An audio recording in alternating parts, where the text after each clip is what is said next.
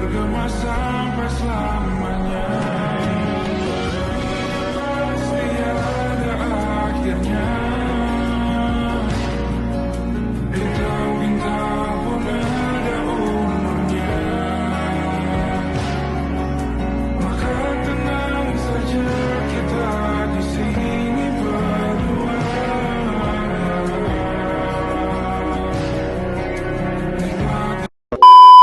Ini kami dari kelompok 7 akan menjelajahi Museum Sangiran guna mengetahui bagaimana kehidupan manusia prasejarah dan mengetahui apa saja peninggalannya.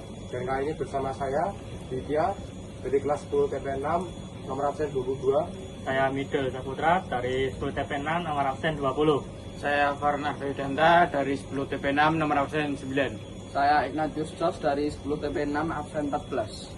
Museum Sangiran ini kita dapat menemukan banyak sekali peninggalan manusia prasejarah dan peninggalan lain di zaman purbakala. Apa saja itu? Mari kita ikuti bersama. Ruangan 2 tentang langkah-langkah kemanusiaan. Itu satu pengembangan ya. Di dalam ruangan 2 terdiri ada 2 lantai atas sama bawah. Kalau dilihat sudah selesai, keluar karena ruangan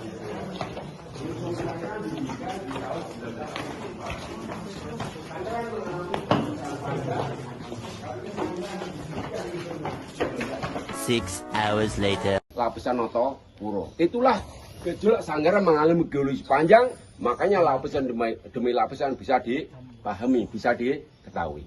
Oke ya. Jadi artinya ketika terjadi suatu gejolak, terjadi satu perubahan lingkungan, nah mulai muncul manusia demi manusia itu diawali dari lingkungan rawa-rawa. Nanti di slide dulu nanti dalam ruangan museum. Lalu, nah itu terjadi punah karena asalnya terjadi ada letusan gunung berapi. Maka dipastikan melihat secara langsung purba generasi yang kedua, jenisnya apa? Pithecanthropus erectus. Jadi artinya kehidupan manusia purba itu ditemukan ada 2 formasi, di lingkungan rawa hingga di formasi kabu atau hutan terbuka. Dalam kurun waktu saya kira mengalami transisi yang sangat dasar sekali, mengalami ya. Jadi, saya akan katakan tentang subsida dinasti gajah. Bagaimana? Odol memiliki pada ukuran besar, tumbuh dari atas ke atas, dan istimewa lainnya bukan ini, bukan dan bawah. Yang kedua, tegodon. Kedua, tegodon yang paling banyak ditemukan di Sangiran adalah tegodon.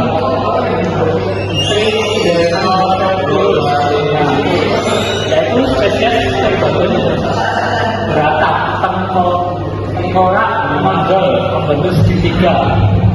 Ukuran tubuhnya yang besar dan sekarang. Nah, yang ketiga adalah fenomena gajah sekarang. Itu adalah definisi gajah sekarang. Purba fosil-fosilnya banyak dengan dilakukan paku. Fosilnya ini menjadi gajah sekarang.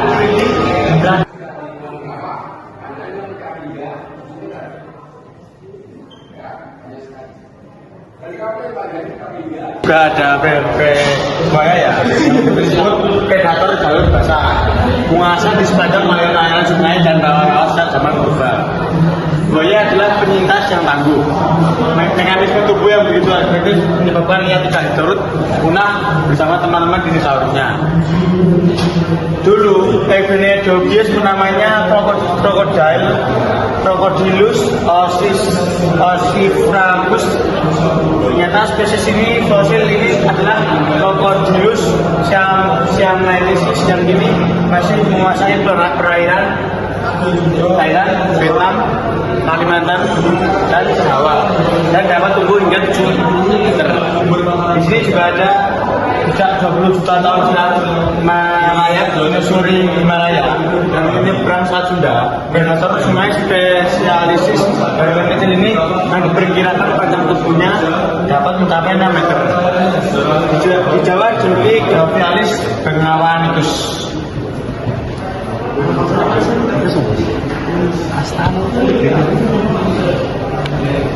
Nah, kali ini saya akan menjelaskan tentang jenis-jenis Homo erectus.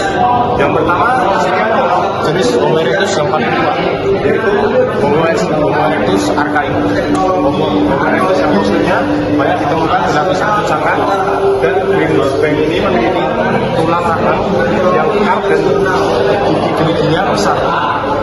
Tentang hidupnya 1,8 juta sampai 900 ribu tahun yang lalu, dan memiliki volume atau kapasitas otak sebesar 870 cc.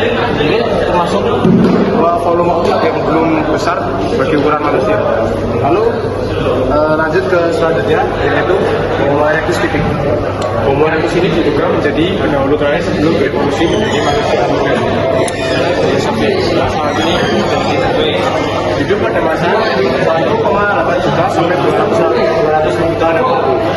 Spesies ini lahir di Afrika Timur, kemudian bermigrasi ke seluruh dunia, kecuali di Jawa. Terdapat 3 tipe Homo erectus. Nah, Homo erectus ini fosilnya banyak ditemukan di lapisan kaku sangiran dengan rahang yang lebih ramping dan gigi-giginya lebih kecil dibanding yang tipe archaik ini.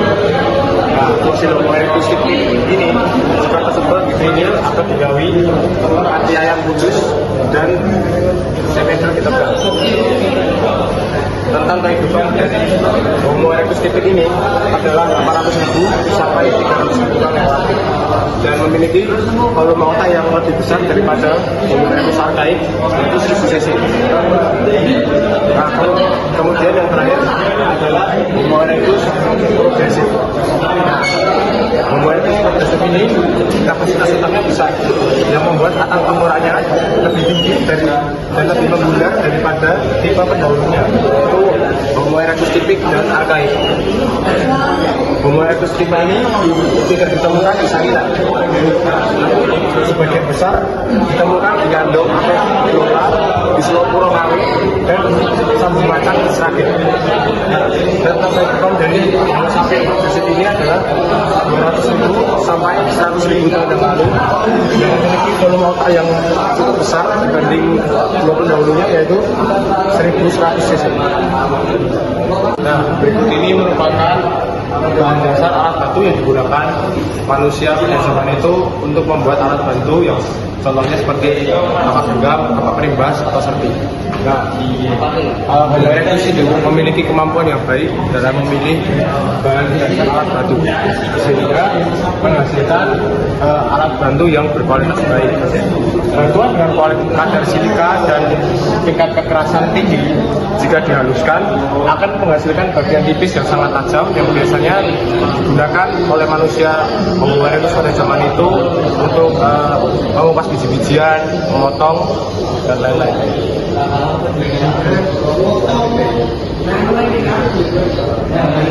berikut ini merupakan hasil alat batu masif dari manusia yang Homo erectus, yaitu merupakan kapak penetak, kapak perimbas, yang kemudian kapak perimbas chopper, roto kapak buram, dan bola batu. Bola batu ini digunakan untuk melempar, biasanya digunakan untuk berburu.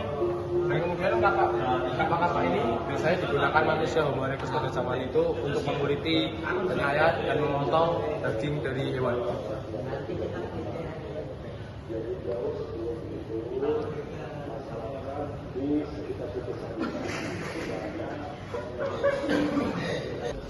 Jadi ini proses evolusi manusia modern, karena terdapat rahasia. Ini bentukannya dan seperti ini tengkoraknya. Dan kemudian Lemuria, ini bentukannya dan ini tengkoraknya. Lalu Dryopithecus seperti ini, dan ini tengkoraknya. Di sini ada Ramapithecus seperti ini, dan ini tengkoraknya. Kemudian ada Ardipithecus tamidus seperti ini, lalu ini tengkoraknya. Selanjutnya ada Australopithecus robustus seperti ini, dan ini tengkoraknya. Kemudian ada Australopithecus africanus seperti ini, dan ini tengkorak-tengkoraknya. Lalu Homo habilis ini bentukannya, dan ini tengkorak-tengkoraknya. Kemudian ada Homo erectus seperti ini, dan ini bentukan tengkoraknya. Selanjutnya Neanderthals seperti ini, dan ini tengkorak-tengkoraknya. Yang terakhir terdapat Homo sapiens seperti ini, dan ini tengkorak-tengkoraknya. Gungenjing Pak, niki asma kula Ignatius Jos saking SMK Mikael. Nyuwun pangapunten ganggu wekdalipun. Kula badhe nyuwun kersa menawi dibandingake antawis kaliyan museum sanesipun punapa ingkang paling sae menapa kaindahan utami saking Museum Sangiran. Nah, ingkang dipun bandingaken wonten sanesipun, Sangiran menika ndak ada bandingannya karena ditemokaken manusia purba langkung kathah. Ingkang dipun tinggalaken wonten ing situsipun langkung wiyar. Nanging dipun tingali keindahan wonten ing Sangiran, dipun jelasaken tentang koleksi temuan yang bisa dipun tingali wonten salebetipun Sangiran, contohipun manusia purba dan ada binatang fauna kados dipun tingali wonten ing menika. Nah, tentang keindahan, kalau keindahan itu kalau ketika melihat ya sangat tidak merasa terganggu, pastinya nyaman dan indah bisa dikenang. Artinya seperti itu. Nggih. Mekaten ingkang saged kula jawab, kirang langkung matur suwun. Matur suwun nggih Pak, atas babagan sing paringi. Nggih, sami-sami. Asma kula Paran Arfaidana saking SMK Mikael Jakarta. Nyuwun pangapuntenipun sampun ganggu wekdalipun. Kula badhe nyuwun keteranganipun babagan peninggalan manusia purba wonten ing Museum Sangiran punika. Peninggalan iki tadi. Peninggalan manusia purba wonten ing Museum Sangiran. Niki ngeten nggih zaman rumiyin itu ditemukan fosil-fosil di Museum Sangiran itu sejak tahun 73. Pertama itu ditemukan itu tulang-tulang itu dikumpulkan di tempat Pak Lurah Toto Marsono, ditapung di rumah. Terus ada yang menemukan lagi gading gajah, gigi gajah, ya tulang-tulang apa aja hewan yang di laut itu, ada buaya, ada kura-kura, itu ditapung di tempat Pak Lurah Toto Marsono. Terus begitu tahun 73 itu didirikan Museum Sangiran, terus tulang-tulang itu dipindah ke museum itu. Bahasa Jawa, Mbak.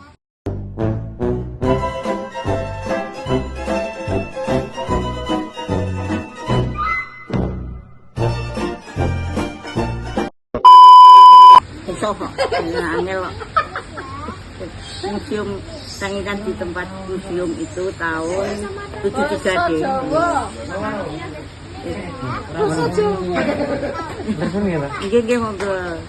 The next day. Di Museum Sangiran ini saya merasa senang karena saya mendapat pengetahuan baru, yaitu bagaimana manusia purba pada zaman purbakala itu bertahan hidup. Nah, bagaimana mereka memanfaatkan alam sekitarnya untuk bertahan hidup, menjadikannya alat-alat untuk membantu mereka dalam menunjang kehidupan mereka, seperti menjadikan batu menjadi alat bantu di kehidupan mereka sehari-hari.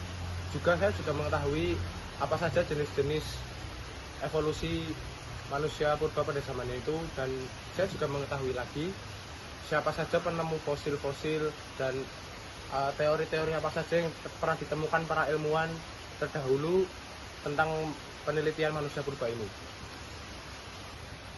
Dari sini saya belajar di Sangiran itu terdapat banyak hal, yaitu manusia purba, hewan purba, dan bagaimana Sangiran itu terbentuk. Nah, saya juga mengetahui bahwa manusia itu terbentuk dari kera, yang awalnya kera dan menjadi manusia. Dan saya mengetahui bahwa banyak jenis manusia pada zaman dahulu. Halo teman-teman, saya akan merefleksikan tentang Sangiran ini ya, karena saya sudah datang ke sini. Saya sangat senang karena dapat ilmu banyak ya dari dalam Museum Sangiran ini ya.